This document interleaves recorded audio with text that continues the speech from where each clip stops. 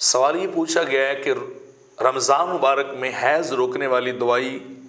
عورت استعمال کر سکتی ہے تاکہ وہ پورا مہینہ ہی روزے رکھ سکے؟ تو اس کا جواب یہ ہے کہ ایسی دوائی اصولی طور پر تو عورت کو استعمال نہیں کرنی چاہیے، کیونکہ یہ ایک نیچرلی پرابلم اور مسئلہ ہے، فطرتی طور پہ ہر عورت کے ساتھ یہ پیش آتا ہے۔ اور اگر ان ایام کے اندر عورت نماز نہیں پڑھتی، جیسے اس کو معافی ہے، یا روزے نہیں رکھتی ہے، تو وہ عورت گناہ گار بھی نہیں ہوتی، اسے کسی طرح کا گناہ بھی نہیں ہوتا، نمازیں ویسے ہی معاف ہیں۔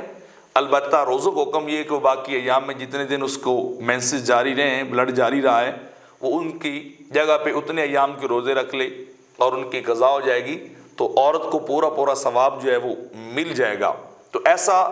اصولی طور پہ عورت کو نہیں کرنا چاہیے۔ لیکن اگر کوئی عورت دوائی لے لیتی ہے، میڈیسن کو استعمال کرتی ہے، وہ کسی بھی لیول اور کسی بھی طرح کی میڈیسن ہو، اور اس سے عورت کو حیض نہیں آتا، اس کا حیض رک جاتا ہے، تو اس کو حکم یہ ہے کہ پھر وہ عورت پاک ہی شمار ہوگی اور وہ تمام مہینے کے روزے رکھے گی، وہ پاک عورت اور نارمل عورت کے حکم کے اندر آ جائے گی، اور لہٰذا اس کے اوپر نمازیں بھی فرض ہوں گی، روزے بھی اس کے اوپر فرض ہوں گے، اور پھر اس کو کسی طرح کی وہ